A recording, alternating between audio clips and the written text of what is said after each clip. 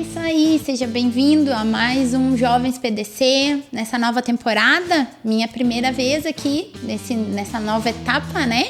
Com estúdio novo, estamos aqui na membresia da igreja, mas sempre com bons convidados que nos fazem pensar. É uma alegria te ter aqui conosco, eu tenho certeza que você já conhece a nossa convidada, né? Você clicou no vídeo aí, você conheceu ela. Mas eu te convido, se de alguma forma essa conversa te edificar, Deus usar alguma fala da Aline, alguma fala nossa para acrescentar algo na tua vida, pega esse podcast, compartilha aí com os teus contatos, porque se Deus falou contigo, pode falar com outras pessoas. E assim a gente vai falando de assuntos do dia a dia, mas expandindo os valores, os princípios do reino de Deus, certo?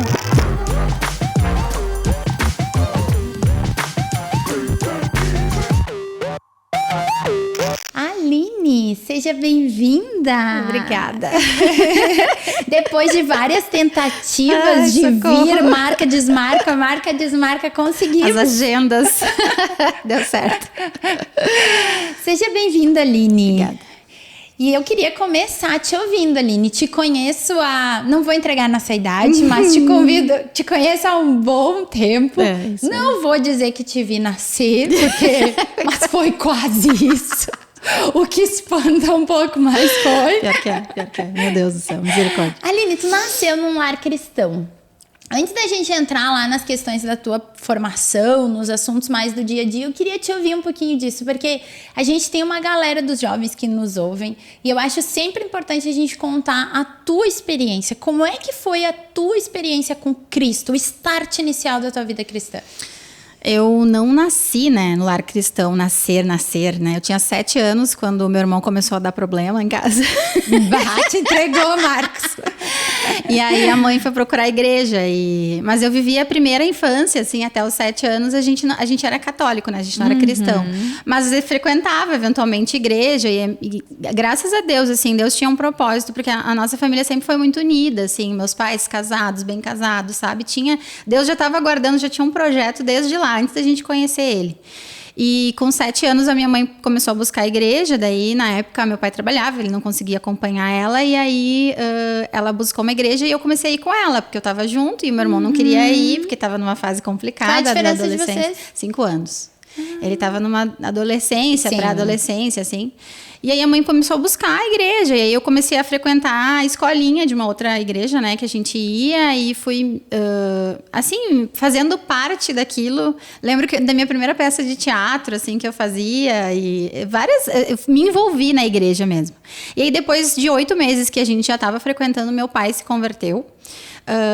Que ele tinha uma paixão por um carro que ele tinha e ele estacionou o carro na frente da igreja uma vez para visitar a igreja e ele esqueceu a chave na porta do carro e era um lugar assim, tipo, super perigoso e aí ele saiu do culto, tipo, cadê a chave? E a chave ainda estava ali e daí ele disse que naquele momento ele ouviu Deus dizendo, é pra te vir, eu guardei o teu carro, sabe? Só os caminhos do Senhor.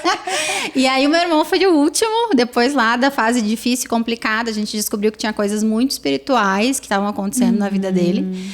E Deus foi revelando com o tempo, na caminhada, e aí depois ele se converteu. Só que quando meu irmão se converteu, eu já tinha, acho que eu tinha uns 11 anos, foi um pouquinho antes da gente vir pra cá, meus pais não se encaixavam mais lá naquela congregação e a gente trocou, eles decidiram trocar de igreja, né? E a gente visitou a 41 na época da Caixa de Ovo. Sim, lá no inicinho. Sim, mesmo. bem no começo. E aí eu já tinha uns 10, 11 anos, assim.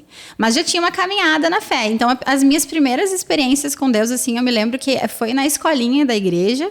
Enquanto minha mãe assistia o culto, eu ia pra escolinha lá. E eu lembro de várias vezes, assim, as profs, e eu vejo isso acontecendo hoje, é tão legal, né? As profs estarem orando, buscando o Espírito Santo, e eu me lembro de uma vontade de chorar, uma presença de Deus, e eu não entendia o que estava acontecendo. Mas eu lembro de chorar, assim, tipo, mãe, eu chegava em casa e falava, mãe, a prof estava orando e me deu uma vontade de chorar, era uma coisa boa, mas eu não estava triste, eu dizia porque eu não entendia o que estava acontecendo, né? E aí depois a mãe ia me explicando, né? E daí eles então nesse momento decidiram, né, que não estavam mais se adequando e trocaram de congregação, tudo dentro da palavra, assim, né, sentiram algo de Deus, assim, de que era tempo de dar um outro passo.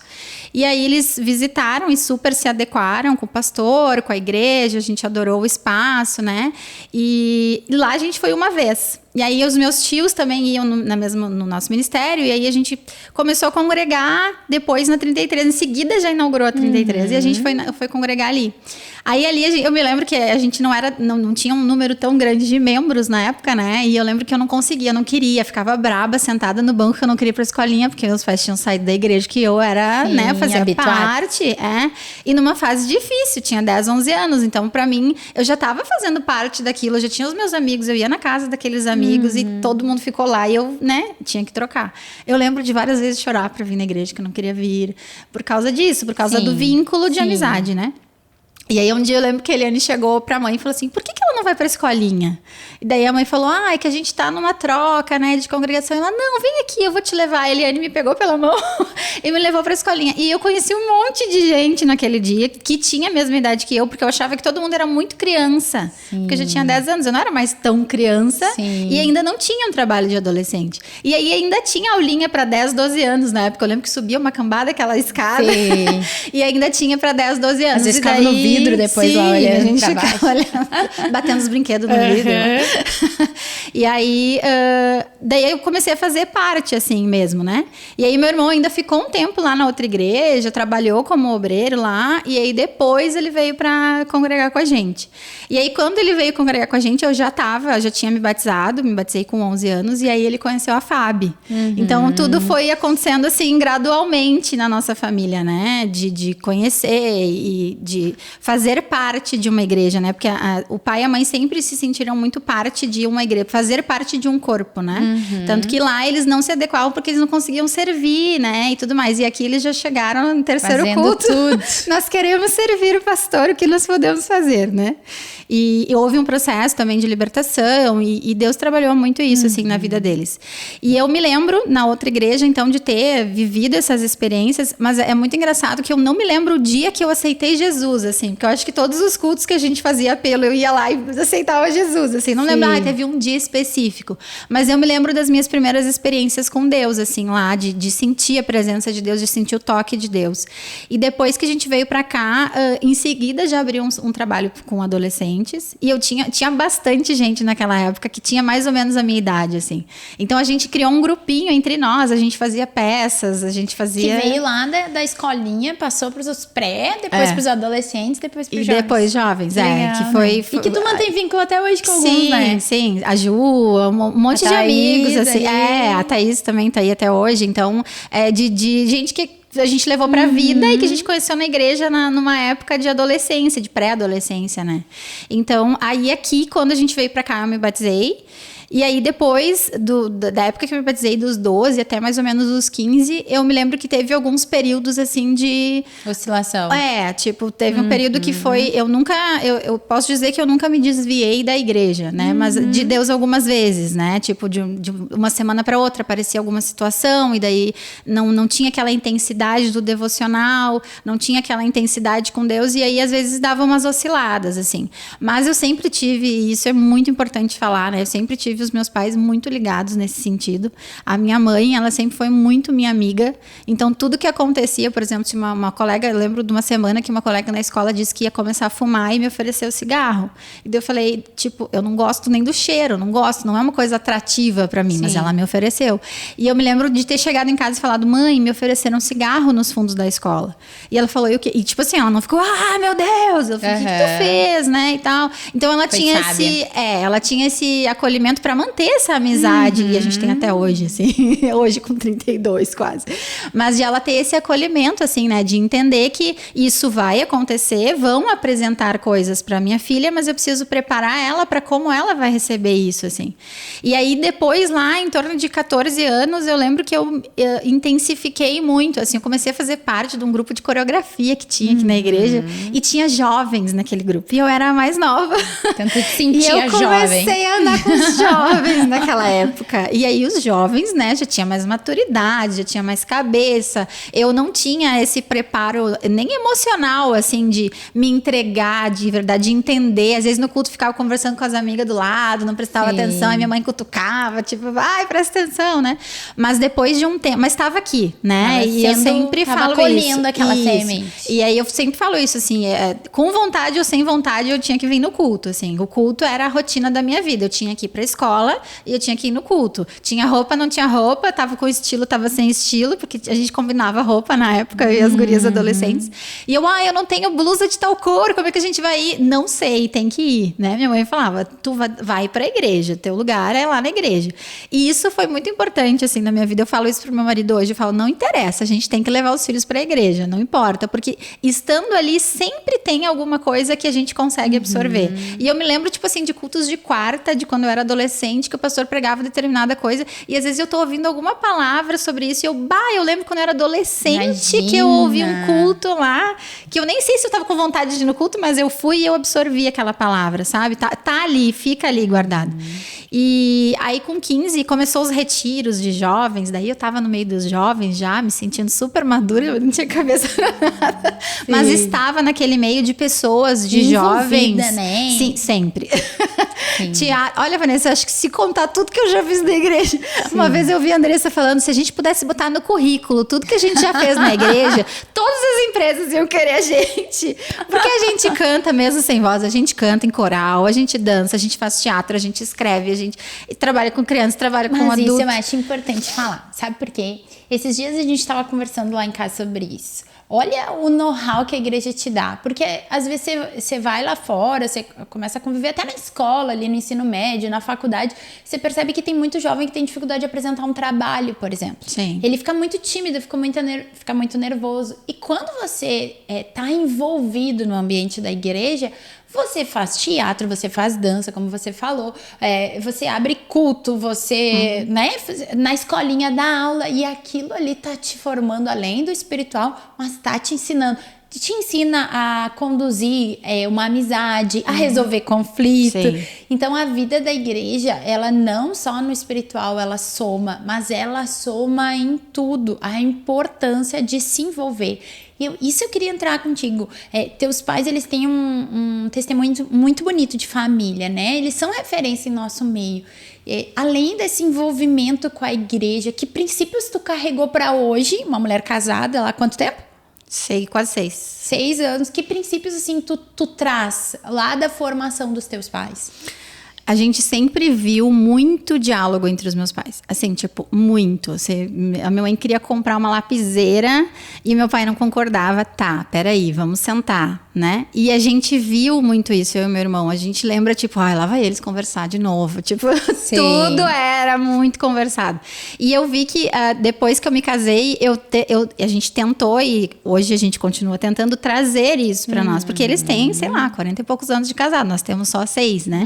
Então, é uma construção, né? A minha mãe fala, não foi uma coisa do nada, assim, que todo mundo veio, agora vamos conversar. Mas essa coisa do diálogo, que hoje a gente vê que tem muito problema de comunicação, por exemplo, no casamento, criação de filhos, né? Como que eles criaram, sempre foi uma coisa, não era uma coisa assim, fala com a tua mãe, agora tu fala com o teu pai. Isso eu via muito. Uma visão diferente. Eles não tinham isso, eles tinham combinados, tipo, para determinadas coisas, tipo, as minhas coisas de sair com as minhas amigas era a minha mãe que decidia. Aí, para coisas do meu irmão, era com o meu pai. Era uma amizade, uma coisa junto ali. Era coletivo o negócio, assim. E nunca dava pra chegar pra tentar convencer o outro. Tipo, nunca funcionou esse negócio. Era uma dupla mesmo.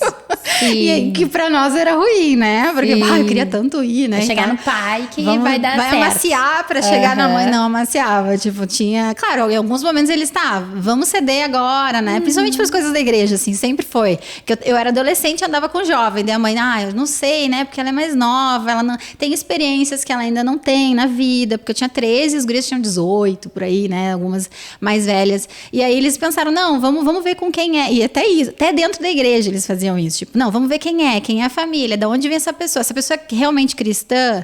E aí acompanhavam isso, assim, bem de perto, sabe? E isso foi um valor muito importante, assim, que depois meu marido viu durante o nosso namoro, e a gente tá trazendo isso pro nosso casamento, e como família mesmo, né? Essa parceria dos dois até hoje, tipo, a gente fala, meu Deus, o dia que um partir, o outro vai se jogar e vai junto, porque eles são muito parceiros, assim, e são muito grudados, assim, né? Sim, eles são melosos, né? Inclusive demais. Eu acho muito engraçado, porque ele é. Sim, então, sim. né? É difícil tu ver, mas é lindo de ver. Eu acho legal, sabe por quê, Aline? Porque talvez a gente vê muitos casais que se suportam.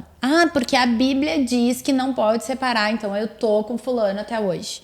E isso não é bíblico, isso não é o normal. O normal é estar junto e ter prazer naquilo. Exatamente. Ser gostoso, a parceria curtir. é engraçado, é legal, é divertido. Não, é exatamente isso. Eu trabalho com famílias e eu vejo muito isso. A gente se aguenta. A gente não se separa porque tem um filho, tipo assim, que né? É muito triste, É né? horrível, é horrível. E as pessoas de fora, eu que sou terapeuta da criança, sinto o clima entre... Às vezes eu falo uma coisa pra mãe, a mãe não passa pro pai, daí tal coisa não dá certo, porque não existe... Diálogo.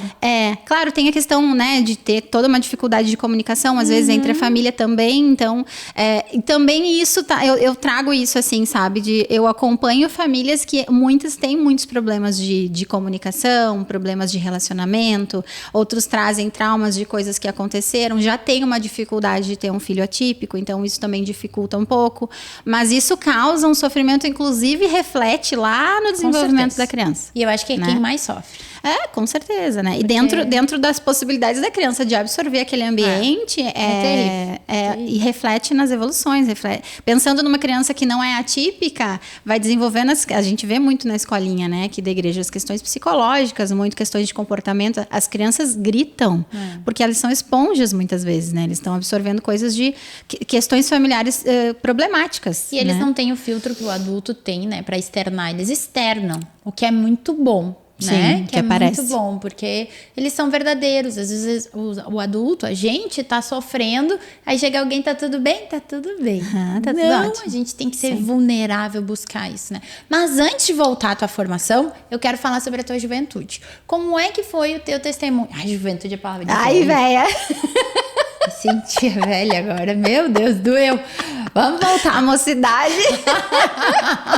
Não, mocidade é meu vô. Não, para, não é tanto. Tu falou a tua idade, eu disse, não sou tão mais velha assim. Não é muita diferença.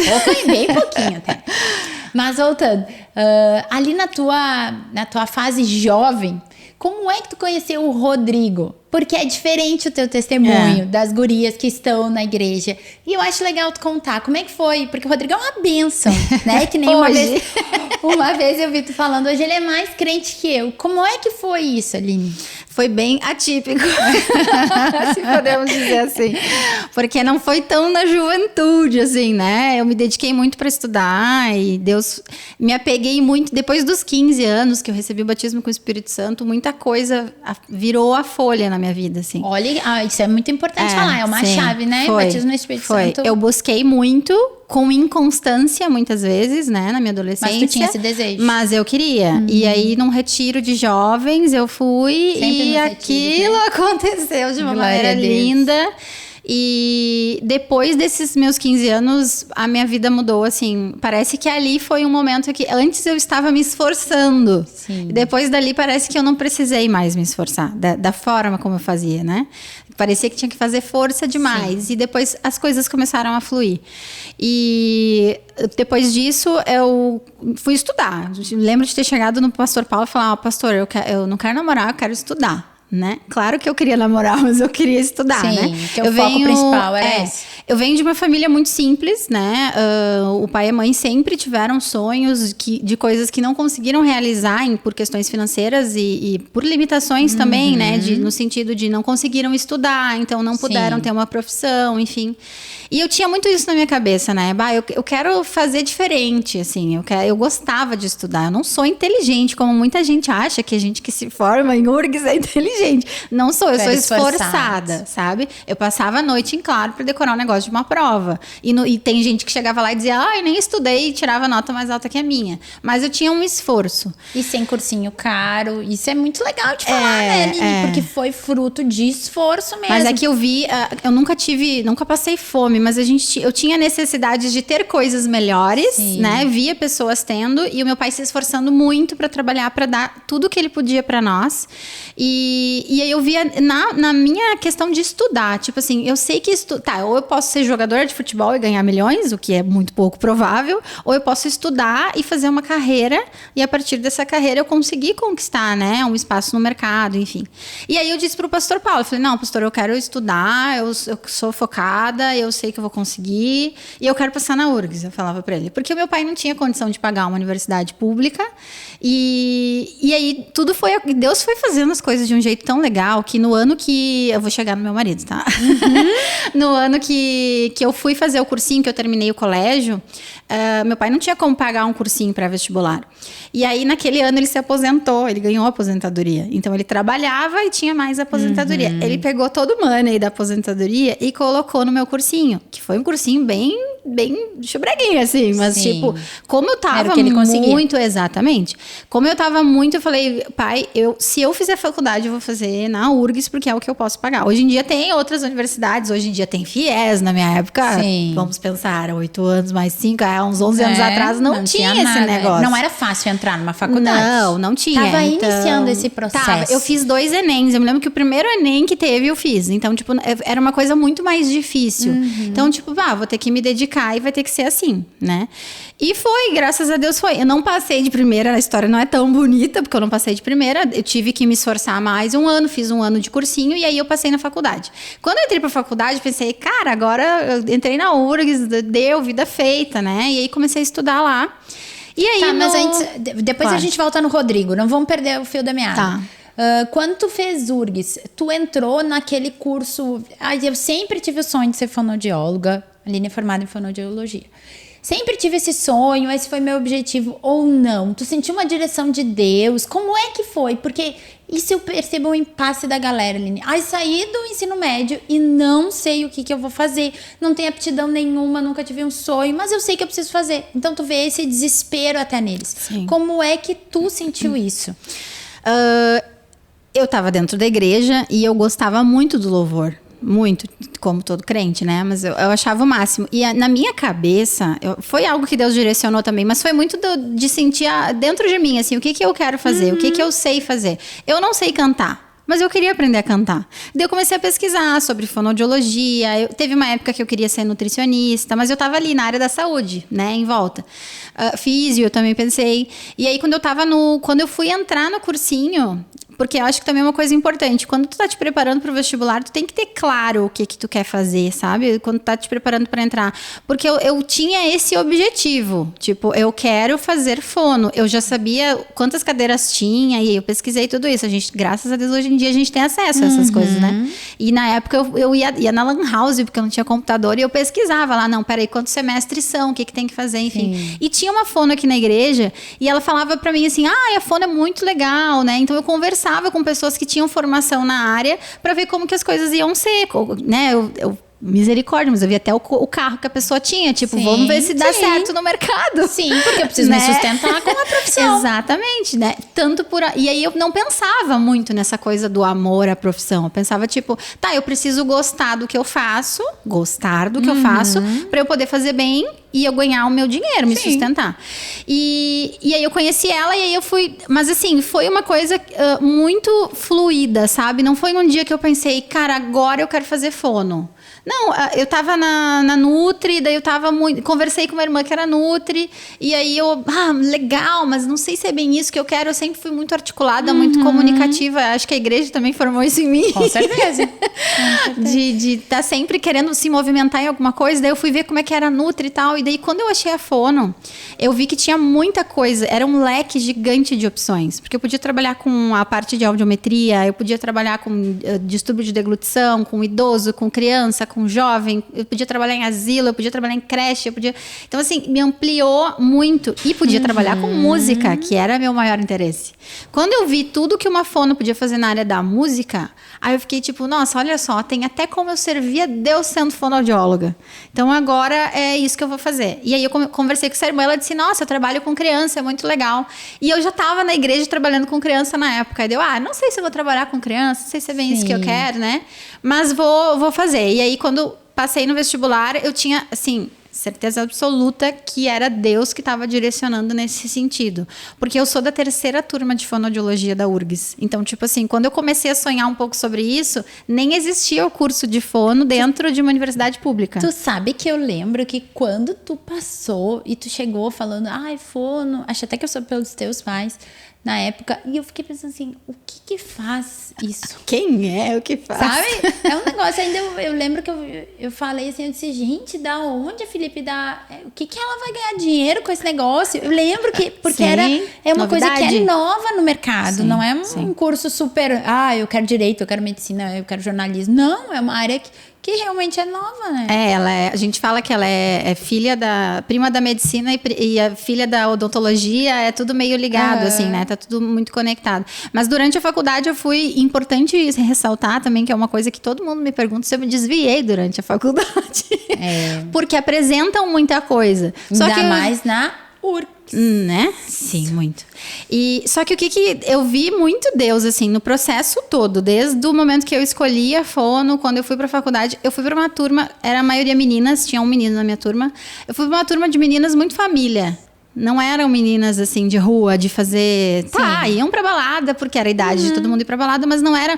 Tinha um namorado, ficava com o namorado vários anos, assim. Tinha uma formação em casa. Tinha uma família que voltava pra casa. Então, tipo, não eram pessoas desestruturadas, assim. Então, eu tinha um vínculo com elas que era muito tranquilo, sabe? Eu dizia, vamos dormir lá na minha casa. E daí, tipo, mas tu vai dormir na casa de quem? Daí eu tinha que ir lá e me apresentar pra mãe, né, e tal. Então tinha uma coisa segura, eu sentia uma certa segurança naquele meio, mas ao mesmo tempo muitos conteúdos que chegavam lá, né, do ensino, na formação deles. Aí sim, isso sim, aí eu tinha que ter a cabeça no lugar, porque às vezes daqui a pouco no meio da aula tu ficava viajando, daqui a pouco, não, pera, volta, que não é assim. Isso não é verdade.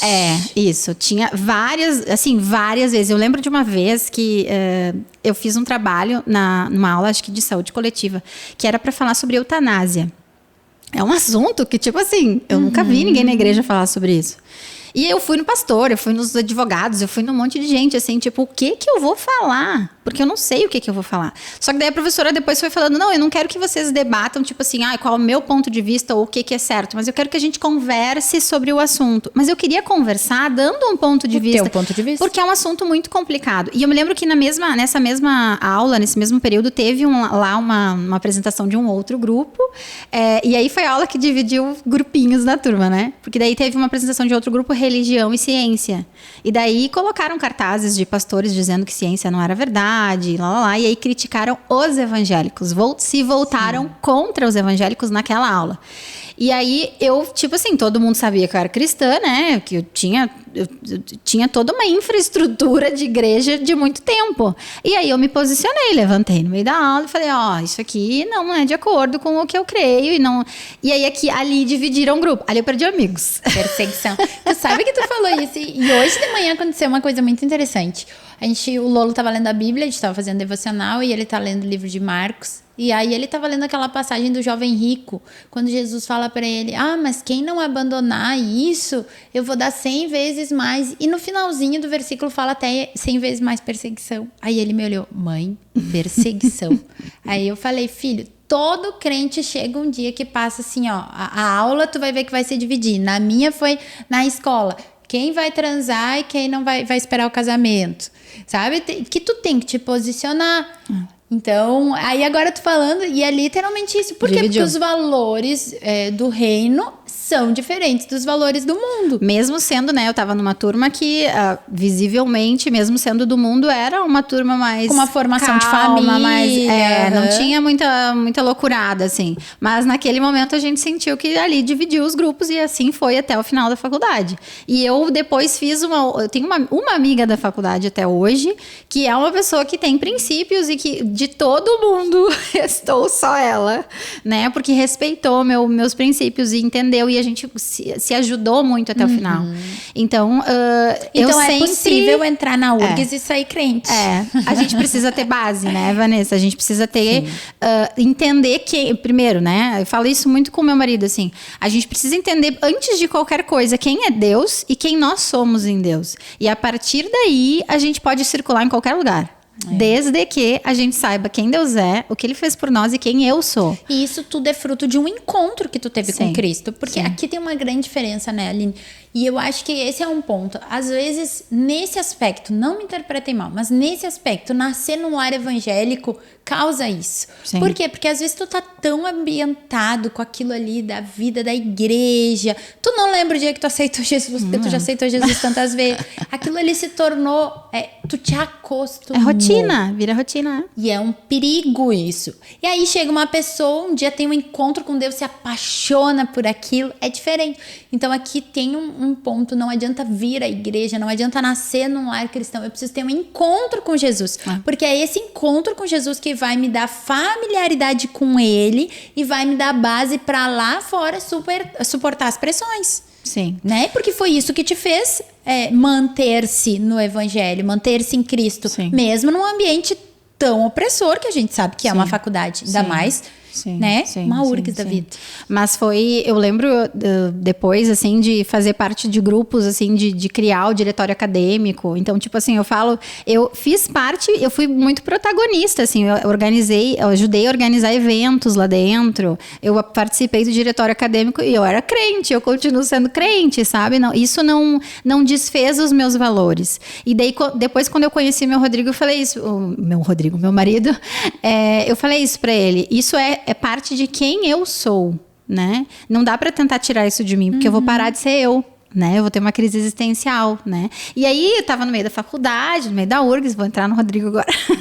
E aí, eu senti muita falta de aprender inglês, porque eu tava lendo muito artigo, enfim, e tendo contato com a ciência, que praticamente é toda em inglês. Precisa. E eu não tinha tido, assim. E aí, algumas colegas falaram, vamos fazer um curso de inglês e tal. E daí, eu fui. Vamos fazer. Daí eram mais em conta e tal. Daí foi todo mundo junto fazer, né?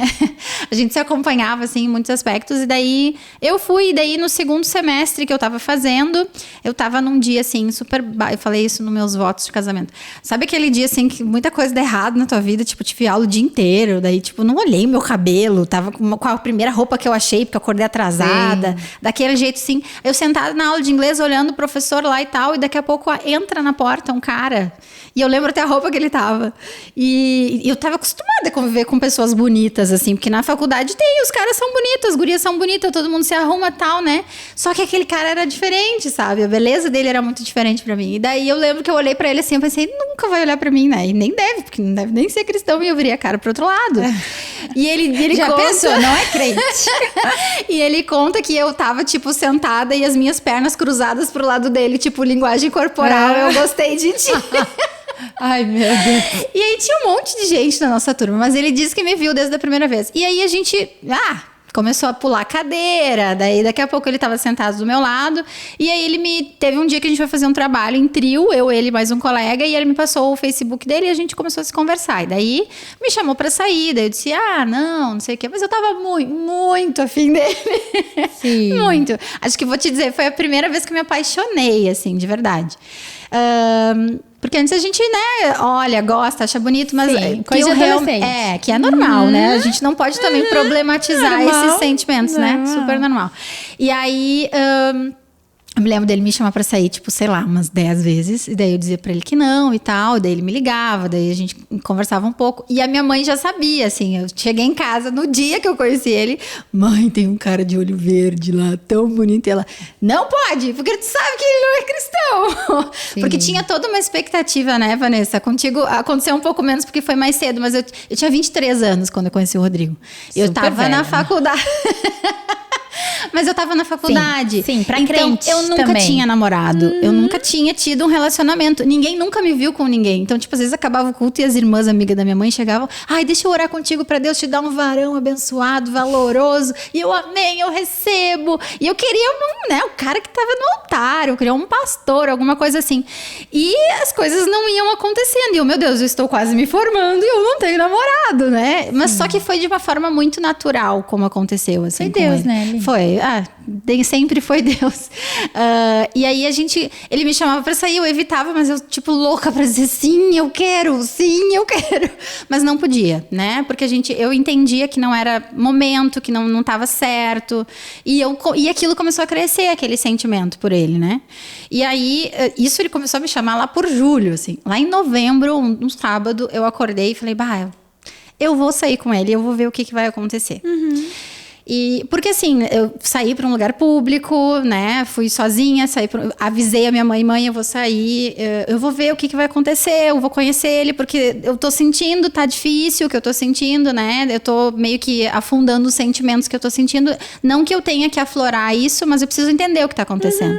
E a mãe me abençoou, tipo, vai, né? Cuida o que tu vai fazer, mas vai. E aí nós fomos no cinema, daí ele me beijou. E daí eu já me senti a pior crente do universo, assim, tipo, meu Deus, ele me beijou, acabou aqui, não tem mais. E eu comecei a evitar ele depois disso, ainda gostando muito dele. Foi um conflito, Vanessa, do início até ele se converter, porque parecia que eu estava fazendo tudo errado dentro dos meus princípios, mas dentro daquilo que estava errado, de beijar um cara no cinema, uma pessoa cristã, eu ficava, meu Deus, ainda bem que ninguém viu, mas e se alguém visse? Eu ficava apavorada. Deus estava ali naquele conflito, me ensinando coisas e pensando na alma dele, né, no Rodrigo. E depois a gente foi num retiro. Eu acho que ninguém da igreja quase sabe, né? Mas eu queria muito que ele conhecesse Jesus, porque daí eu comecei a falar de Jesus pra ele. Falei, tá, já que ele não é cristão e eu gosto dele, vou falar de Jesus pra ele, né? Vou ganhar ele pra Jesus, olha, é o que me resta. Antes de ganhar pra mim, vou ganhar ele pra Cristo. Exatamente, já tinha ganhado pra mim, na verdade. E aí, tinha umas amigas lá de outra igreja, e daí ela falou, vai ter um retiro de jovens. E eu, retiro de jovens onde ninguém me conhece, eu vou ir. E daí a gente foi juntos no retiro de jovens. E lá foi o primeiro contato dele, assim, com o evangelho mesmo, né? De uma outra igreja, assim, e eu brincava com as gurias lá, foi no mesmo nível dos nossos retiros, assim, espiritualmente. Então ali ele começou a ter contato, de entender o que é o evangelho e tudo mais. Mas aí a gente voltou de lá e eu falei, mãe, eu preciso namorar com ele, porque agora a gente chegou num ponto que a gente se gosta e é verdade, é real o que tá acontecendo. E aí, assim, o meu medo era começar a sair sozinha, sabe? Ele já fazia alguns convites inadequados, e daí eu preciso ter uma cobertura para que, né, para pelo menos eu poder ver ele aqui na minha casa. E foi muito difícil para os meus pais. Eu imagino hoje como foi difícil. E eu lembro da mãe falar, nós vamos conversar com o pastor e nós vamos ver o que vai acontecer. E aí eu ficava, Jesus, convence o pastor. E daí o pastor Paulo foi muito acolhedor. Ele falou assim, vocês sabem a filha que vocês têm, como vocês criaram ela, e para que ela não erre, a gente precisa acolher o que está acontecendo e ficar debaixo dos nossos olhos, para a gente entender como vai ser. E orar. E o pastor orou. E aí o meu pai falou, traz ele aqui em casa que eu vou conversar com ele. Aí eu levei ele lá em casa, e daí me tiraram da sala. Meu Deus, imagina a pressão desse homem. 3 horas depois eu apareci. Ele disse que ele tinha aceitado Jesus. De boca. Mas foi. E aí o pai, não, agora a gente acertou, né? E meus pais têm muito essa formalidade. Ele vai vir aqui todo sábado, né? Vocês vão namorar e tudo mais. No sofá. E aí impôs as regras. Deixou bem claro como tudo ia acontecer. E aí disse que todo domingo ele tinha que vir na igreja comigo. Obrigatório, sim. Ele já tinha vindo algumas vezes. Filha, é assim que vai funcionar o negócio. É isso aí, foi bem assim. E eu não me opus, porque tipo, pra eu ficar com esse cara, ele vai ter que se converter, senão como é que vai dar certo? Mas no fundo, tu tinha isso, não, Aline? E tu queria isso. Deus, eu não vou mais pra frente se o Rodrigo não se converter. Eu orei isso, Vanessa, eu não sei quantas vezes, assim, de chorar e dizer, Deus, eu abro mão do que eu tô sentindo, do sentimento que eu tenho, que era algo muito forte. Eu abro mão da vida que eu tô planejando de casar, de ter filhos, se ele não se voltar, porque não. E ele sabia que não fazia sentido. Tanto que eu falo hoje das crianças da escolinha, eu me lembro de um dia ele ter falado pra mim assim, acho muito legal lá na igreja, né, as crianças envolvidas. De repente, quando a gente casar, eu talvez não vá, mas tem que criar o nosso filho lá dentro. Eu lembro dessas palavras, assim. Eu falava, a gente não vai casar se tu não for, meu querido. A minha cabeça, né? E só que foi muito legal, porque o Rodrigo, ele foi acolhido aqui dentro, Vanessa. Ninguém olhava pra ele tipo, olha lá o estrangeiro que tá namorando a cristã, que foi crente a vida inteira. Todo mundo acolheu ele. Eu lembro dos jovens dizerem, cara, tu é sempre bem-vindo, vamos fazer churrasco lá em casa. Não só no meio igreja, mas no meio comunhão. Os namorados das minhas amigas acolheram ele. E isso foi trazendo ele mais pra perto da igreja, do espaço igreja, né? Só que isso começou a ficar legal, ele começou a gostar disso, ele queria comer pão na ceia, daí eu dizia pra ele, olha, tu não é batizado, tu não pode comer pão na ceia. Ele, mas por quê? Daí ele perguntava pro pastor, aí ele começou a ler a Bíblia. Um dia eu dei um livro pra ele, chamado Mais Que Um Carpinteiro, que é de um cara que ele não era cristão e ele era cético, assim, e aí ele, pra ir contra os cristãos, ele começou a pesquisar a Bíblia. E aí ele se converteu pesquisando a Bíblia. É mais ou menos a história do Deus não está morto. Deus está isso. E aí, quando ele leu esse livro, virou assim na cabeça dele. Ele falou, não, eu quero me batizar. É isso que eu quero pra minha vida. E aí, quando ele se batizou, ele começou a caminhar com Jesus. E aí foi uma caminhada... foi um longo processo, né? Desde o momento que a gente começou a namorar até ele se batizar deu 1 ano. Então, 1 ano ele frequentou a igreja sem ser membro da igreja, mas ele estava acolhido no nosso meio. Se familiarizando com aquilo. E ele falava pra mim, eu não vou me batizar só por causa de ti.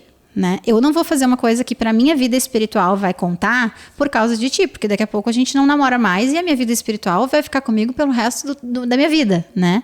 Então ele é até hoje, né? Ele é muito consciente das coisas que ele faz. Ele não faz as coisas pelos outros e isso fez muita diferença, porque ele podia ter se batizado no segundo culto que ele veio, né? Pra me agradar, pra agradar os meus pais, pra ter eu como namorada. É que tu vê Deus, né, Aline? De novo, tu vê Deus. E aí nós tivemos que limitar muito o nosso namoro, né? Porque ele veio de um meio diferente, totalmente. Então, a gente namorava no sofá da minha casa. Aí eu lembro que uma vez a gente tava vendo um filme, assim, e ele se espreguiçou e botou a perna por cima da minha. E a minha mãe tava lendo a Bíblia do lado, assim, e tomou uma bibliada na perna. Meu Deus do céu! Isso tu tinha quantos anos de novo? Eu tinha 24, eu acho. E aí, Vanessa, depois da nossa lua de mel, ele botou a perna por cima, tipo, a gente tava assim, ele botou a perna por cima e tirou bem rápido. Eu, calma, minha mãe não casou! Tipo, ai, coisas gente. Que acontecem, assim. Mas a gente tava com uma cobertura. Eu acho muito legal quando vocês falam, né, que ter uma autoridade protege, né? Às vezes a gente não quer viver debaixo de regras, mas às vezes essas regras nos protegem. E eu tinha muito isso. Os meus pais não deixavam a gente dar qualquer volta sozinho, né? E eu tinha 24 anos, ele tinha 27, 28. Tava se formando na faculdade. Já tinha, já tava formada e começando a carreira e tudo. E não podia, né? E eu também não queria. Aline. Pais, tem que botar limite. Nossa, porque às vezes a gente ouve lá fora, o mundo diz, né? Essa semana eu conversava com uma mãe e ela disse assim, se a minha filha quiser, ela faz. Se ela não quiser, ela não faz. A menina tinha 9 anos ali. Nossa. Aí eu olhei para aquela mãezinha, eu disse, mãezinha, não. A autoridade é você. Às vezes não. O mundo sempre vai dizer que as crianças têm que escolher, que elas sabem. Não, uma criança, um adolescente, um jovem, ele precisa de pessoas mais velhas que cobrem, que ensinam, que são os tutores que dizem, tu quer ir? Talvez na idade da Aline, os teus pais podiam ter dito isso. Aline, tu quer ir? Vai. Mas a gente acha que você não deve ir. Por causa disso, daquilo. Então, pai, se você acredita que não tem que botar limites, que a criança sabe, não. Uma criança, um jovem, um adolescente, ele precisa de limites. Olha a importância disso, né? E hoje aos 32, eu fico... Cara, eu quero que os meus filhos... Eu quero fazer as mesmas coisas com os meus filhos. Porque eu vejo pessoas na nossa idade super machucadas por relacionamentos, por exposições que viveram na vida. Por permissões que tiveram. Ai, a minha mãe é top, a minha mãe me deixa fazer tudo. Cara, a minha mãe era top por ser limitante, sabe? Por me dar limites e por eu entender isso, sabe? E isso me guardou de muita coisa, né? E aí, quando o Rodrigo se converteu, assim, que viveu esse processo, se batizou e se entregou para Jesus mesmo, aí ele ficou mais crente que eu, assim, Vanessa. Porque ele teve uma chama do primeiro amor, ele queria fazer tudo na igreja. Ele, até hoje, ele vem 2 vezes por semana na igreja e eu venho uma. Porque ele serve na quarta, né? Então, ele desenvolveu uma fé e uma confiança em Deus, assim, que hoje, às vezes, quem chama a gente pra orar é ele, sabe? Relacionamento mesmo. É real, é uma coisa assim. E aí, quando a gente tava pra casar, e daí eu falei, nossa, será que é Deus mesmo, né? E aí eu escutei uma oração dele buscando o batismo com o Espírito Santo. Falei, cara, é esse cara que eu quero pra minha vida, sabe? Teme a Deus. Então, e realmente, ele viveu esses processos de entender Bíblia, de não conseguir ler, e ele sentava com meu pai, às vezes ele ia lá pra casa namorar comigo no sábado, né, namoro de sofá, ele ficava falando da Bíblia com meu pai, e eu furiosa, mas peraí, é o meu namorado! Sim. E meu pai, não, deixa que a gente tá plantando sementes, né? E foi isso, um acolhimento, claro, menos o meu irmão, né? Meu irmão não acolheu nunca, tipo, só quando a gente foi casar. Sim, irmão. Porque é o irmão mais velho, tava na proteção. Tipo, como assim um cara, né, lá de fora vai vir namorar a minha irmã de boa? Então, vivemos esse processo e quando a gente foi casar, a gente viu muito a mão de Deus em todos os sentidos, assim, desde a organização do casamento, de tudo, assim, porque foi algo que Deus planejou. Eu lembro dos meus conflitos e eu me lembro que uma vez eu conversei com o pastor e falei, pastor, eu tenho muita dificuldade de entregar de verdade as coisas para Deus, sabe? Às vezes eu sou muito ansiosa, eu quero pegar as coisas para mim, deixa que eu faço do meu jeito. Mas uma coisa na minha vida que eu tenho certeza que eu entreguei para Deus foi o Rodrigo. E aí ele falou, olha o que deu. Olha o que Deus fez quando tu entregou uma coisa de verdade. Tipo assim, não tinha o que eu pudesse fazer. Eu não podia entrar na cabeça dele, botar Jesus lá dentro e sair. Foi Deus. Então, eu precisava entregar mesmo. E eu entreguei real, assim. E aí, depois dessa conversa, eu comecei, tá, Senhor, eu te entrego assim como eu fiz com o Rodrigo. Deixa eu ver, né? Porque eu preciso Foi entregar. um norte pra ti. Exatamente, na eu vida. acho interessante a gente falar sobre isso. Porque tu é uma exceção à regra. Né? A gente não pode também dizer que vai acontecer com todo mundo. Eu tenho isso. muito cuidado em contar o meu testemunho, só quando me pedem. Porque às vezes as pessoas, mas com a Aline aconteceu. Mas as pessoas não sabem que os conflitos que eu vivi, que a minha família viveu, e né? tu assumiu um risco, né, Aline? Sim, tu assumiu um risco de 50% de chance de sim, o Rodrigo se converter. 50% de não. Eu gosto muito de falar no teu testemunho, porque ele é a exceção. E eu acho que a gente tem que falar. Mas eu percebo uma coisa ao longo da história. Tu percebe que nada foi forçado. Foi debaixo da nuvem. Tipo assim, aconteceu de tu conhecê-lo, aconteceu de tu gostar dele, aconteceu dele ter... Tu vê que era Deus trabalhando no Rodrigo, que ele já tinha aquele coração aberto.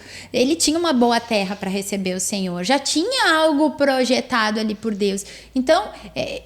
a gente, de novo, vai falar, é uma exceção à regra, não é sempre assim. Não, tem 50%, mas observa os frutos, observa se aquela pessoa está colhendo com mansidão a palavra, se não é uma pessoa que vem fechada para o evangelho, que tu percebe uma segunda intenção de, não, vou ganhar fulaninha e tá bom.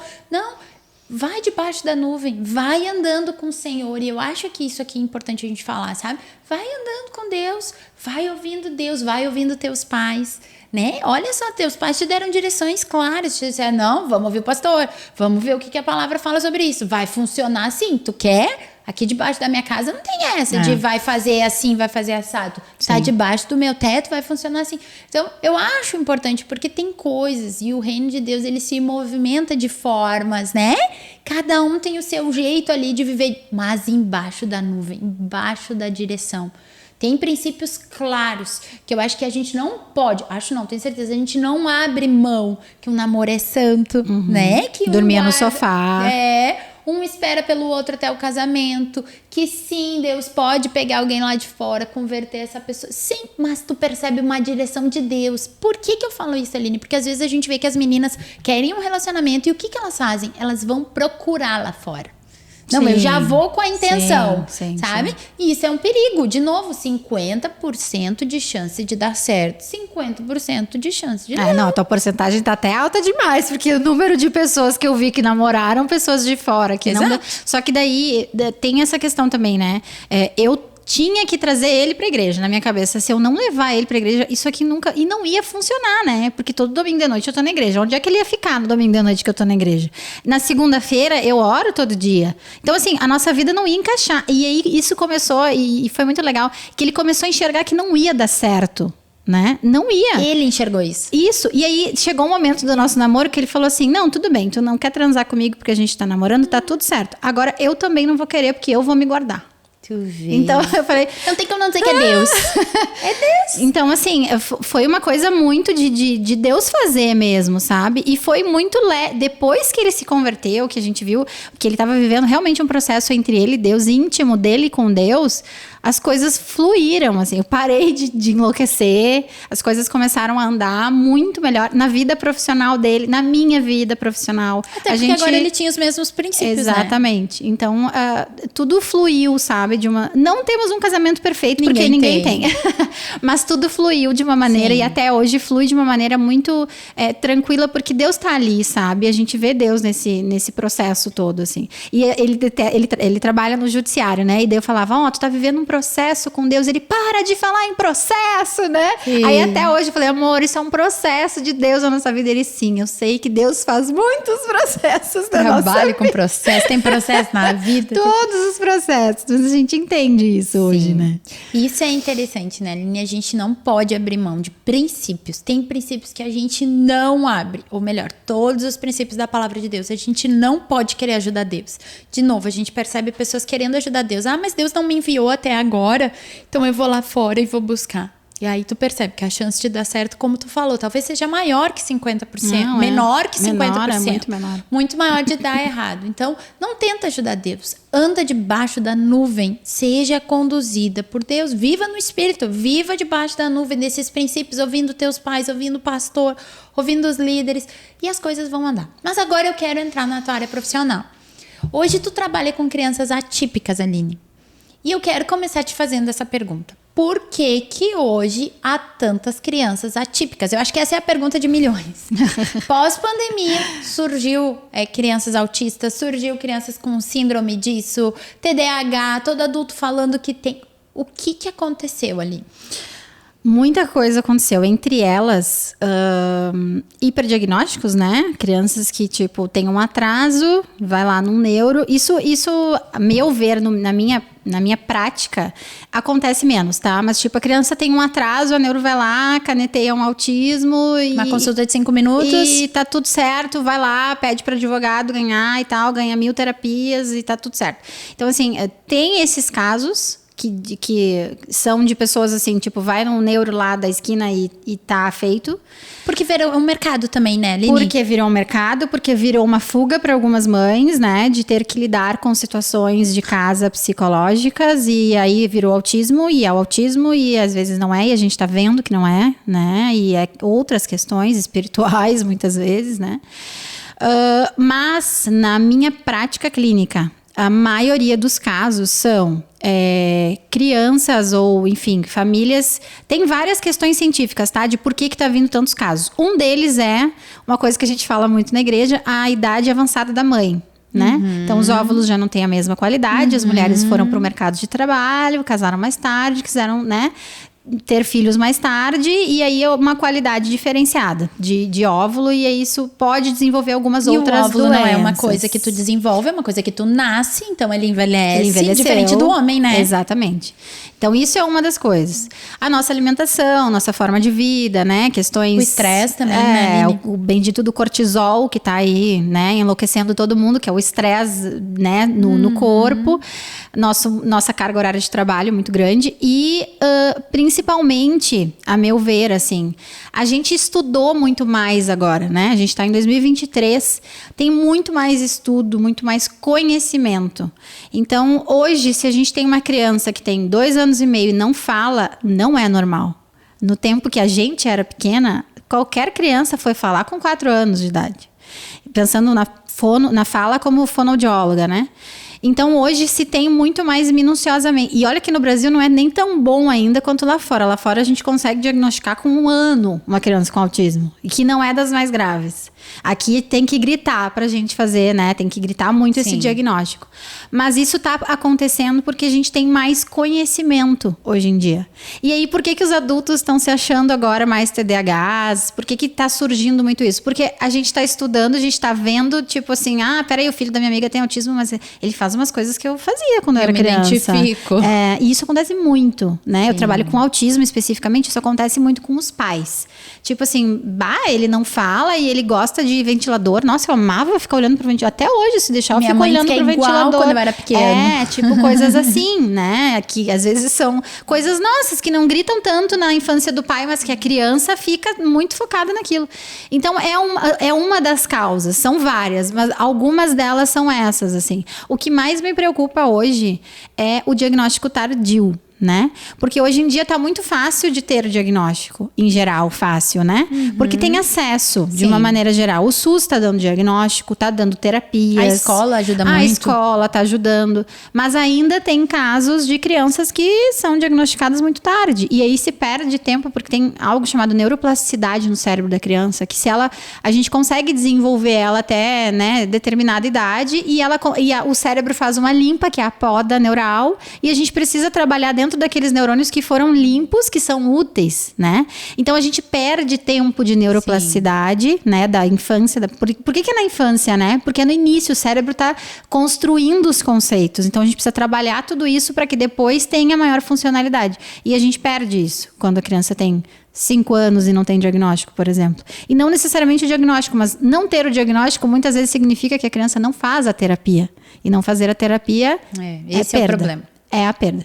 Então, tem diversas causas, mas existe também um ponto importante de falar da questão que hoje em dia tudo virou autismo para muita gente, porque virou moda, que nem na minha área, a apraxia de fala. Todo mundo que não fala tem apraxia de fala. E não é assim. Existe um diagnóstico, tem criança que tem diagnóstico de autismo e não tem um exame de imagem neurológico. Isso não existe. O diagnóstico de autismo é clínico. Precisa ter um exame de imagem, precisa ver se não tem alguma outra coisa no cérebro. E se tiver alguma outra questão, não é autismo. Precisa fazer vários exames para descartar. E aí o diagnóstico bem feito é esse, é o exame clínico, né? Descartando outras possibilidades. Quando chega para mim sem exame, eu mando para outra neuro, vai fazer. Sim, porque senão não é confiável. Mas a gente tem adultos hoje que a gente observa com bastante comportamento de autismo, né? E aí, aí tu vê lá na adolescência, tinha dificuldade de socialização. Então surgiu coisas mais refinadas hoje. E graças a Deus por isso, né? Porque a gente consegue identificar e tratar isso desde o início, causando menos sofrimento e melhor qualidade de vida para as pessoas. Sim. Porque... Quais os sintomas, assim, Aline, que tu diria, assim, para um pai? Porque hoje em dia, ao mesmo tempo que tu percebe que tem muita informação, também tem muito preconceito. Eu percebo isso. Tem muito pai que não se abre. Eu sempre fui assim, eu venci na vida e agora é ele que vence. Exatamente. Gente, isso pra mim é um pensamento tão pequeno. Porque por que eu sofri, meu filho precisa sofrer igual para aprender, né? Não, se eu posso dar uma qualidade de vida melhor, por que não dá? Então, quais os sintomas, assim, que tu diria para um pai que tem que observar lá desde a primeira infância? Por exemplo, na fala. Crianças que não falam com 2 anos de idade precisam de uma avaliação fonoaudiológica. Isso já, até menos do que isso, tá? Tô dando assim, grosseiramente, chegou nos 2 anos, ou fala muito pouco, ou não fala, tem algum atraso. E não é aquela coisa de, toda criança tem seu tempo. Não, essa frase já caiu. Tem um limite ali, sim, né, Aline? Sim. Porque a gente tá vivendo hoje, né, Vanessa, a geração das telas. Então, assim, eles já nascem com o dedinho na tela. Tem muita coisa que a gente concorde com isso, não, né? Claro que porque não. a gente não concorda. A geração, de uma maneira como um todo. Porque eles já nascem com isso. Então, isso tá estimulando o cérebro em vários sentidos. Então, não é para ser uma geração que tem mais atraso. A gente precisa que essa geração se desenvolva tão bem quanto as outras, as crianças pequenas. Então, o que a gente observa, né? Numa criança, 2 anos de idade, primeiro, né? 1 ano de idade a criança precisa caminhar, né? Tem muita criança que fica no carrinho, né? Tem todo um desenvolvimento psicomotor que precisa adquirir, porque a fala, a gente chama cereja do bolo, né? Óbvio que se a criança tiver algum outro atraso cognitivo, a fala não vai desenvolver, que é o grande problema do autismo. A gente tem uma série de distúrbios, né? De transtornos que causam em questões de várias outras áreas, e aí a fala não desenvolve, porque a fala tá lá, né? No topo da pirâmide. Então, questões de atraso de fala. Existem marcos, a gente chama, né, marcos do desenvolvimento. A criança precisa cumprir os marcos do desenvolvimento. Quando a criança não cumpre os marcos do desenvolvimento, aí o que os pais fazem muitas vezes? Levam na pediatra, e a pediatra fala, tá tudo bem, ele vai desenvolver, teve uma pandemia, nós tivemos isolamento social. Mas isso não é normal. A gente dão não aquele conselho pode... simplista, põe na escolinha. A gente não pode, óbvio, eu não tô patologizando todo mundo, dizendo que todo mundo pode ter alguma coisa. Mas a gente precisa ter... Eu já tive paciente que chegou para mim com traços de autismo, não fechou o diagnóstico, estava com traços de autismo, fez 1 mês de terapia e teve alta. Porque precisava só que a família estimulasse. Eu falo isso, né? A família engravida e não vem um manual de instruções. Sim. Não tem como tu saber como tu vai estimular o teu filho. Às vezes a família tá cheia de boa vontade, mas a criança faz e vem um copo de água na frente dele. Faz e vem uma comidinha. Sim. Então, tipo, ela não tá sendo estimulada adequadamente. E às vezes é só uma orientação, às vezes não é 50 horas de terapia, né? Então, muitas vezes a gente precisa entender que fala e, enfim, desenvolvimento motor. A gente precisa cumprir marcos do desenvolvimento. Estar ligado, isso tem em todo que é lugar no Google, né? O que a gente precisa? Fala funcional, que a criança saiba pedir, que a criança consiga caminhar com formar 1 ano. frases ali mais pra frente. Depois, 2,5 a gente já consegue, 2,5 a gente consegue formar frases, ter um vocabulário ampliado, não ficar só apontando para as coisas e gemendo, pedindo, porque isso é de praxe, assim, tipo, meu filho não fala. A mãe entende ele, né? Tem aquela fala clássica, deixa que a mamãe entende ele. Então, claro, nossa vida não é dificultar a vida da criança, é estimular a vida da criança, né? Então, às vezes é o que falta, é muito disso, assim. Pra mim, claro, como eu sou especialista no autismo, chega muito criança já com o autismo já bem instalado.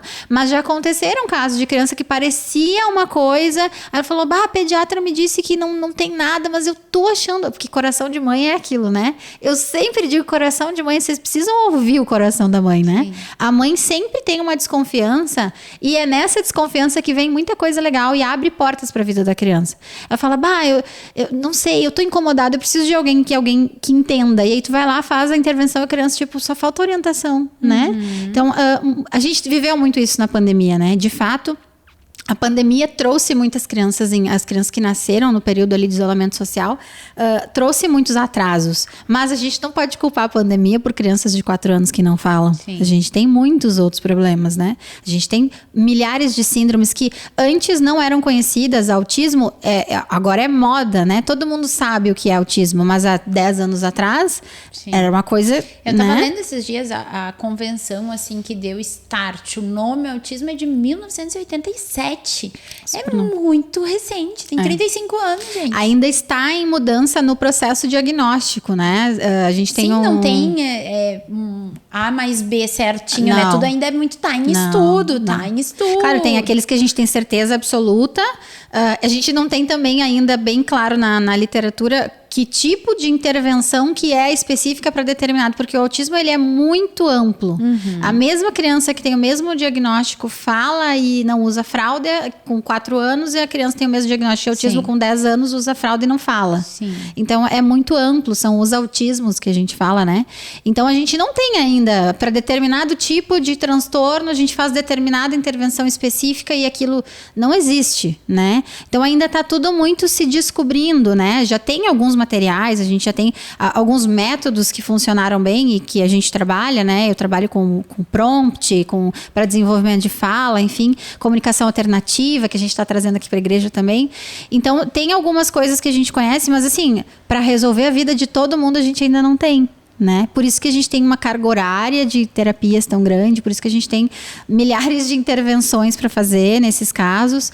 Então, dá bastante trabalho, assim, fechar o diagnóstico, pensar o diagnóstico, e para as famílias é muito desestruturante. Eu estou numa fase agora de tentante, né? Tentando ser mãe. Então, eu me coloco muito no lugar delas, eu convivo muito, né, com as mães, me coloco no lugar, eu fico imaginando, eu quero ter um filho, né, que jogue futebol, que faça isso, né? Ou uma filha para usar não sei o que lá no cabelo.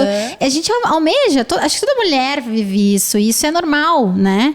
Só que no autismo isso é uma desconstrução muitas vezes, né? Porque a criança não aceita botar coisa no cabelo, o menino não sabe chutar a bola porque ele tem um problema motor, ele não consegue falar gol porque ele não sabe falar nada. Então existe toda uma limitação e uma desconstrução por pensar também lá na frente. Como é que vai ser meu filho adulto? Que é uma, entre aspas, frustração. Sim, é um luto, né? A gente fala que é um luto. A gente desconstrói um filho perfeito para construir o filho autista. Só que dentro disso, eu acho maravilhoso, assim, conviver com isso, porque existe uma resiliência tão grande de entender que sim, tá, agora eu já sofri, chorei tudo, tá? Agora eu vou me colocar num lugar que, tipo assim, todas as pequenas conquistas do meu filho eu vou comemorar. E aí eu entro junto como terapeuta nessa, e daí, tipo assim, a criança que não aponta, vai lá na minha sessão e uma vez aponta pra bola, eu saio, eu abro a porta, ele apontou! Sim. E aí elas choram, me abraçam, sabe? Então, tipo assim, coisas que a gente não dá a mínima. Me emociono, assim. A gente não dá a mínima, às vezes, pras coisas. E eles super valorizam coisas tão pequenas que são tão importantes pro desenvolvimento, sabe? Então, isso me toca muito. É uma das coisas que me traz esse amor, assim, pela carreira, sabe? De, tipo, hoje eu tenho uma dancinha da Vitória que eu faço quando os pacientes fazem uma coisa diferente, eu faço a dancinha. Hoje eu fiz 3 dancinhas, sabe?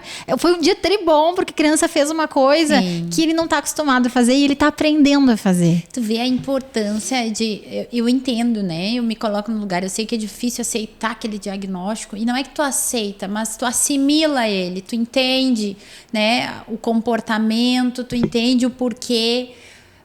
Mas é importante porque tu percebe o progresso que a criança tem pós-terapia, pós aquela vivência toda, aquele entendimento da família de que talvez não vai funcionar como o irmãozinho funcionou, Exatamente. Como o primo funcionou, mas com ele vai funcionar assim. E a criança tem muito potencial, né, Aline? Muito. Como tu falou, hoje em dia tu já liberou alguns pacientes, tu deu alta para alguns pacientes, sim, né? Como é que foi isso? Ai, foi maravilhoso. Foi doloroso, porque eu não estava pronta. Não estava pronta para desapegar? Como terapeuta, porque criança, a gente, como fono, trabalha muito questões de comunicação e de fala. E aí teve um menino, ele é filho de cristãos, inclusive, de um casal que vai numa congregação. E aí eu comecei a atender ele era não verbal, ele não falava uma palavra, ele tinha 3 anos e meio. E em 1 ano e meio, ele desenvolveu tão bem, mas tão bem, que eu aplicava todos os testes nele, ele pontuava muito bem, e eu ouvia outras pessoas na escola e tal, eu ficava, não, mas peraí, deixa eu ver se na escola tem alguma coisa, ele tá ótimo e tal. Então, tipo, já só elogio, uma hora eu cheguei pra família e falei, olha, eu acho que o meu trabalho tá feito, eu acho que agora a vida vai ensinar. Ele alcançou um patamar de típico, claro, ele tem estereotipia, ele tem repetições, mas assim, é ele sendo autista, e ele tá entendendo o mundo e tá aprendendo com o mundo sem precisar de suporte de fono para isso. E aí a família foi entendendo. A gente viveu um processo, Vanessa, bem doloroso, assim, de desligamento dele, de alta fonoaudiológica, por causa disso, assim, porque ele já tinha alcançado. Eu, como terapeuta, me doeu porque eu não me preparo para viver coisas assim, né? Geralmente os meus pacientes ficam bastante tempo em terapia. E esse menino, e teve uma outra menina também, que ficaram 2 anos em terapia, e a gente conseguiu desenvolver, sabe? E aí, como a criança começou a falar, brincar, fazer um monte de coisa, aí vinculou mais ainda comigo, né? Porque daí desenvolveu, eu vou na Tia Aline hoje é um dia muito legal. Sim. E daí eu ficava, olha só, agora a gente vai fazer diferente, tu vem me visitar, né? A gente tem que desfazer toda... Mas foi maravilhoso como terapeuta, assim, fora uma realização profissional também, né, Aline? Tipo, nasci pra fazer isso, cumprir minha missão na Terra com 2 crianças, de conseguir dar. E não porque eu dei alta, existe uma equipe por trás, né, Vanessa? É importante falar isso, terapia ocupacional, psicólogo, questões comportamentais. Então, existe um todo por trás da terapia nos casos de autismo, que eu sou uma das, né? Das frentes, e aquele conjunto, na minha área, deu tão certo que eu consegui dar alta, né? Sim. Então, realização profissional total. Meu sonho é fazer isso com vários outros agora, ao longo do percurso. E eu acho que é importante falar isso, porque às vezes as mães, naquela fase, principalmente ali do luto, do aceitar o diagnóstico, elas acham, bom, meu filho foi marcado pro resto da vida, põe um rótulo de autista. Esses dias eu vi uma senhora, colocou até um crachá, um negócio para identificar, e aquela criança fica rotulada. Não, então tá, vou aceitar. Não! Tem tratamento, tem evoluções, tem coisas que a criança vai poder desenvolver como uma criança típica. Talvez com algumas estereotipias, né? Com aquela coisa que ela vai carregar, mas ela vai se desenvolver. E eu acho importante falar isso, porque hoje em dia tá tão em voga que tem pais que se conformam também com aquele diagnóstico. Pronto. A gente teve na escolinha, num culto, que um menino tava com o crachazinho. Eu sou totalmente a favor de identificar, né? Mas eu acho que existem limitações, assim, que não precisa colocar fisicamente, Porque parece né? um rótulo, né, Aline? Porque o que acontece? A gente viu um menino na escolinha que tava com crachá e aí a gente tentava falar com ele e ele não respondia. E deu, ele é não verbal, né? Eu imaginei que ele fosse não verbal. E daí eu peguei o crachá dele. Daí ele falou: "Ô tia, o que tu quer pegar no meu crachá?" Meu Deus. Meu Deus. Então, assim, de repente de chegar pra gente e falar, né, é que eu sei que é o ambiente da igreja, acho que era uma das primeiras vezes que vinha, mas tipo, é um lugar novo pra ele, é importante isso. Mas a gente entender que não precisa, a gente tá o tempo todo fazendo, ele tem autismo, determinada coisa, porque tem criança que sim, a gente precisa da fila preferencial, porque não tem paciência pra esperar, porque fica gritando, porque vai se desorganizar, né, a mãe vai passar vergonha, né, vai ser ruim, a criança vai sofrer. Mais pelo sofrimento da criança, na verdade. Mas por causa disso, ter as identificações. Isso vem, esses benefícios, que não são benefícios, que são direitos, né? De carregar um crachá, de ter vaga preferencial, são para casos como esses. Não são tipo assim, meu filho tem autismo, agora todos os autistas precisam usar um crachá para identificação. Ele sabia falar o nome dele. E isso é importante tu falar, porque o autismo, como tu falou, ele é algo, não é simples. Não é uma coisa assim que todo mundo é igual. Tem autista, tem autismo, todo mundo é igual. Não, tem espectros, né, Aline? Tem níveis. Isso. Como é que funciona mais ou menos isso? A gente tem 3 níveis de suporte, que antigamente a gente falava leve, moderado, severo, né? Agora nível 1, 2 e 3, que é o nível 1 é o caso mais leve, de crianças que conseguem fazer as coisas com maior independência, que falam, né? A gente calcula esses níveis pelo nível de ajuda que a criança precisa para falar, para se desenvolver, escovar os dentes, tomar banho, né? Uso de fraldas, enfim. Então, o nível 1 é aquela criança que tem o autismo, mas é bem independente, consegue desenvolver, né? Nível 2, a criança ou tem pouca fala, ou é pouca fala funcional, né? Que a gente chama. Porque como no autismo tem muito, que a gente diz ecolalia, que a criança repete muitas coisas sem função de comunicação, a gente é acordado que no nível 2 a gente pensa em funcionalidade da fala, e não o quanto de vocabulário a criança tem de repetir galinha pintadinha o dia inteiro. Então, nível 2 é aquele que precisa de um pouco mais de suporte para ir no banheiro, precisa sempre ter alguém por perto, que é o que vai precisar do monitor na escola, né? Vai precisar de suporte. E nós podemos pensar que a criança ela pode trocar de nível ao longo da vida, né? E aí o nível 3 é aquele que é não verbal, que precisa de todo o suporte necessário para viver. Né? Então são aquelas crianças, adultos, adolescentes que vão precisar o resto da vida de suporte. Geralmente o nível 3 ele é um nível mais progressivo, no sentido de ele geralmente fica no nível 3. Ele evolui também, né? Geralmente quando a criança é mais velha, ele continua sendo nível 3 até o final. Entendi. Né? É mais difícil a evolução. Agora, quando é nível 3 pequeno, a gente consegue fazer ela navegar um pouco mais para nível 2 e nível 1, né?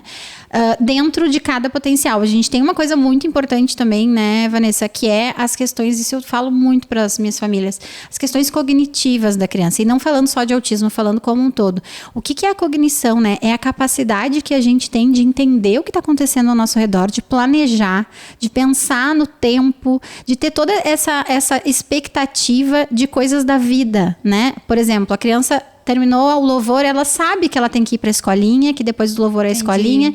Então, muitas crianças têm dificuldades cognitivas e nem sempre isso tem relação. Os autistas têm problema cognitivo, mas tem criança com dificuldades cognitivas que não tem autismo. E tem outras questões, né, envolvidas com isso. Então, por exemplo, a criança que não entende o que a gente fala. Eu pego uma banana e uma maçã, eu pergunto, cadê a banana? Ela aponta para a maçã e ela não sabe o que a gente fala. Ela tem alguma questão cognitiva que precisa ser trabalhada. Isso é uma base para viver tudo na vida. E esses níveis de autismo, ele tem muito mais a ver com o quanto de cognição a criança consegue desenvolver para ter determinada repertório e determinada independência. Então, tem é variável, mas a gente nem se apega, na clínica mesmo, na minha prática, eu não me apego muito nos níveis. Tipo, esse aqui eu sei que é não verbal, mas eu vou trabalhar para que ele seja verbal. Então, eu não me apego em níveis. Mas na igreja, às vezes as pessoas falam, meu filho é nível 1. Ele é leve. E não é leve, muitas vezes, né? Sim. Mas eu não tô aqui para isso, né? Eu entendo que não é meu papel, assim, aqui dentro fazer esse tipo de trabalho. Mas eu sinto isso, né, das famílias. O mais leve, já que ele tem que ser o mais leve possível, né? Sim. E às vezes lidar com o nível 3 se torna mais fácil quando a gente sabe que é 3, né?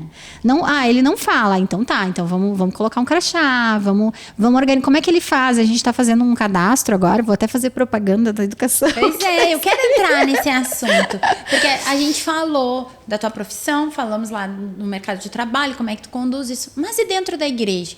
Porque agora, Aline, tu tá assumindo essa área aqui na igreja. Nós percebemos logo ali, antes um pouquinho da pandemia, nós já tínhamos essas conversas, nós já falávamos, tu sempre carregou muito essa bandeira, bateu nessa tecla da inclusão. E foi sal e luz aqui dentro nesse sentido. Mas pós-pandemia a gente sentiu uma necessidade de algo maior. A Aline nos socorre. Tivemos cultos com 3 crianças autistas. E aí a música é algo que, né, desregula eles. Sensorial. Um ambiente barulhento, com muita luz, muita gente. Então a gente teve que partir para algo bem pensado neles. Como é que tem sido como é que é esse projeto dentro da igreja? A criança com deficiência, com autismo, seja ela deficiência motora, né, ou intelectual, como é que a gente como igreja tem tratado isso? O que é mais interessante é que isso foi começando ao longo dos anos, assim, porque ao longo, né, de um tempo, filhos de irmãos foram sendo diagnosticados com determinadas coisas, né, uns mais cedo, outros mais tarde, mas começou a aparecer no nosso meio mesmo, né, e aí a gente tinha que, o fulaninho, o filho da irmã é assim, a gente tem que lidar assim, né, e tudo mais, e todo mundo muito acolhedor, querendo nos mostrar como fazer. E eu tava no departamento infantil trabalhando como prof e começou a vir muita criança nesse sentido, assim, de ter algum atraso, não entender o que a prof tá falando, não conseguir fazer parte ali do ambiente da escolinha, né? E aí, com a pandemia, e não foi necessariamente a pandemia, mas eu acredito que tem muito a ver também questões espirituais, de tipo, que as pessoas ficaram em casa enclausuradas, com as crianças, né, com crises, muitas vezes. Então, pelo amor de Deus, eu preciso buscar Jesus pra minha vida, né? Então, a gente acolheu, a gente começou acolhendo um, acolhendo 2. A gente não sabia, Vanessa, eu nunca planejei vivenciar o que eu profissionalmente vivo, auxiliar nisso dentro da igreja. Eu não estava conseguindo linkar uma coisa com a outra, né? E Deus começou a mandar. E aí teve um mês, acho que foi ano passado ou retrasado, que a gente trabalhou sobre inclusão no tema do mês com as crianças. E nós tivemos até um workshop, eu acho que antes da pandemia tivemos aí, a gente falou sobre isso, né? E aí, nesse mês que a gente falou sobre inclusão com as crianças, quando aparecer um amiguinho na cadeira de rodas, o que tu precisa fazer e tal, né? De uma maneira bem concreta para a criança entender, né? Adaptado a cada faixa etária. Começou a surgir muitos casos. E de pessoas que não eram daqui, pessoas novas. E daí vamos se organizar, porque não tá dando para deixar a criança dentro da sala ali com as outras, porque não porque ela vai atrapalhar, não é nesse sentido. É no sentido de que ela não vai conseguir absorver aquele conteúdo daquela forma e a gente precisa adaptar isso para ela.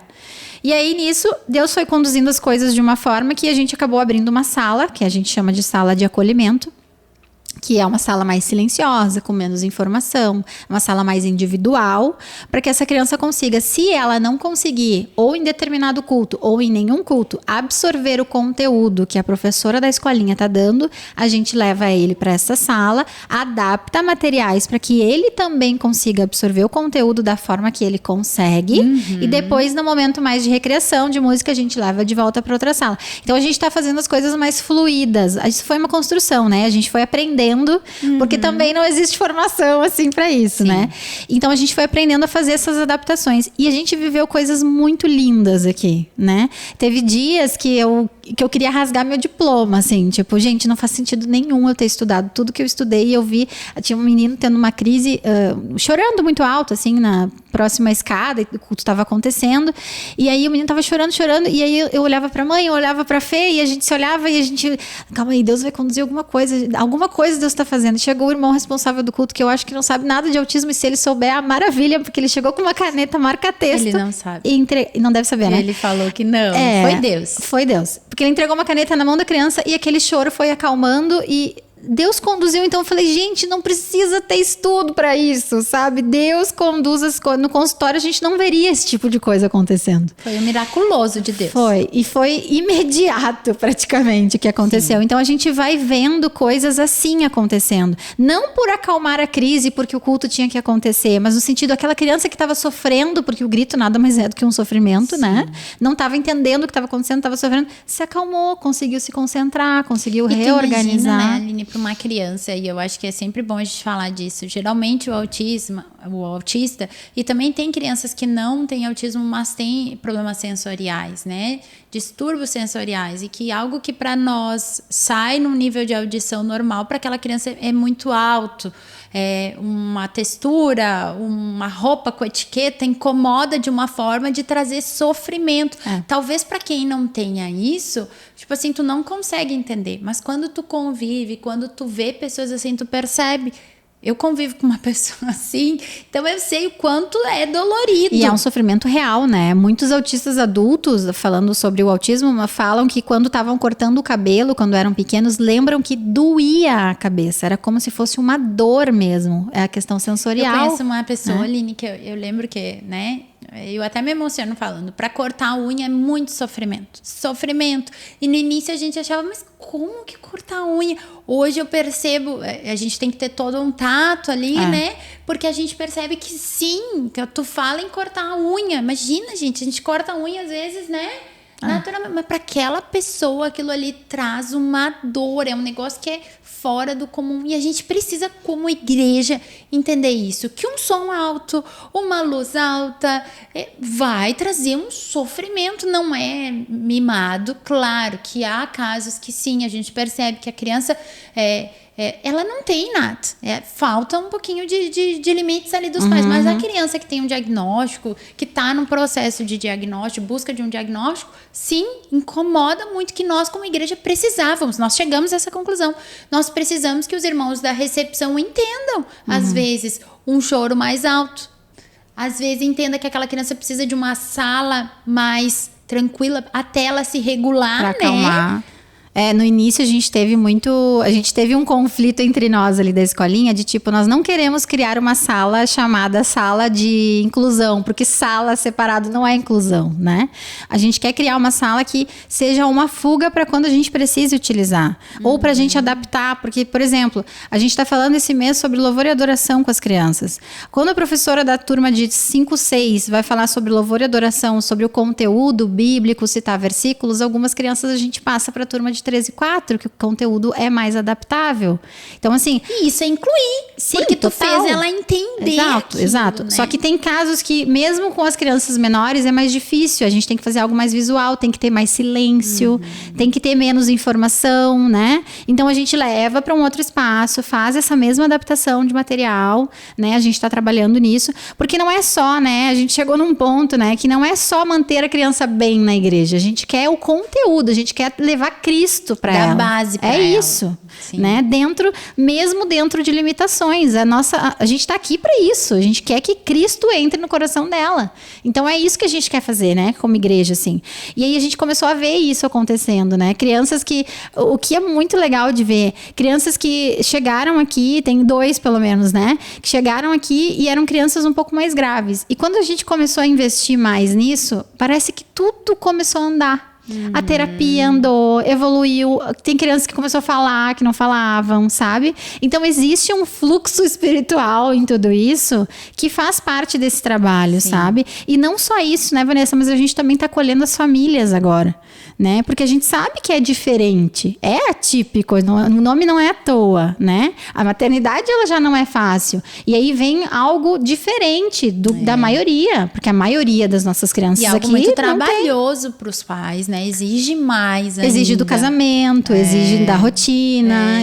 A mãe às vezes para de trabalhar para acompanhar. Então, a gente tem toda uma correria com a família e a gente está tendo esse cuidado de acolher não só a criança, porque é muito fácil a gente acolher a criança, né? Tem gente com formação, a gente tem uma sala, mas e essa família? Como que tá a dinâmica dessa família? E eu quero finalizar nesse assunto, porque a gente já tá falando há mais de uma hora aqui.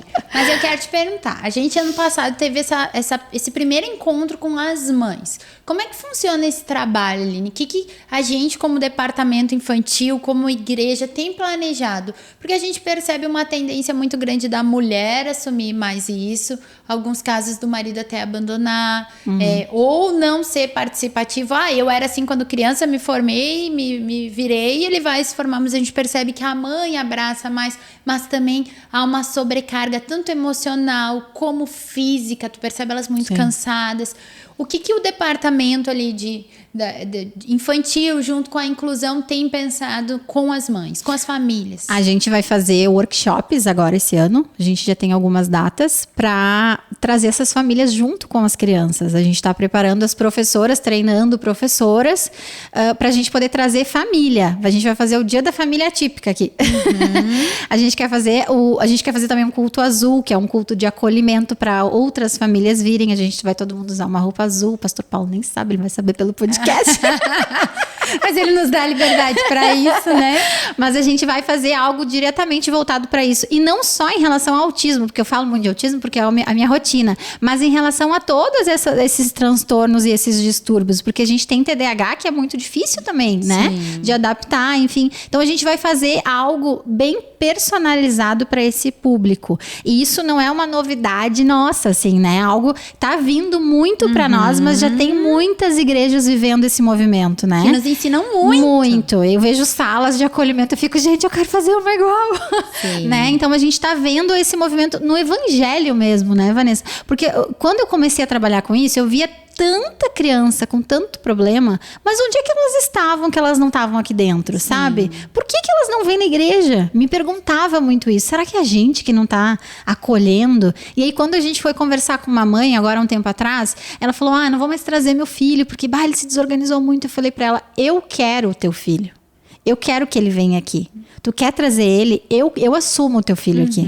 Ela chorou quando eu falei aquilo e ele tá congregando aqui com a gente. E não falei porque eu fono que quero. É eu como cristã. Eu quero levar o evangelho para essas crianças Eles também. fazem parte do corpo de Cristo. Total. Eles estão se apresentando no Natal, na Páscoa. Eles fazem parte do coral. No domingo agora eu vi 2 lá recebendo oração junto com todas as outras crianças. Eles são parte do Ministério Infantil.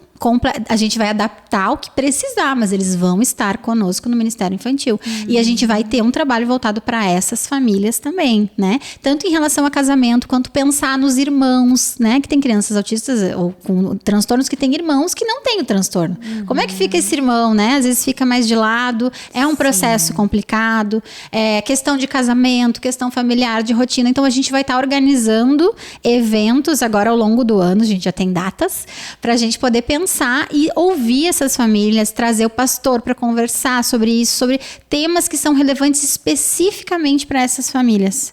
Porque são coisas que vêm, né? Que não é comum para nós que não temos esses casos, assim. Então, a gente precisa trabalhar com isso. Sim, faz parte da igreja, faz parte do corpo de Cristo. Acho que é bem pertinente, né? A nossa sede tá usando um slogan e agora veio para nós também, né? Nós somos igreja para todos. E isso inclui todos, né? Todos. As crianças com deficiência, as crianças com autismo, as crianças com... Enfim, com qualquer atipicidade, né? Então, assim como o adulto também, nós precisamos lembrar desses nichos, talvez um pouco mais distantes da realidade de muitos, mas que sim, Cristo morreu na cruz por eles. Há um plano para eles, há progresso para eles, há desenvolvimento. Então, eu queria te agradecer por essa conversa. Passou tão rápido, eu tinha mais um monte de coisa para te perguntar, mas se eu passar muito tempo, meu marido vai me cortar o pescoço.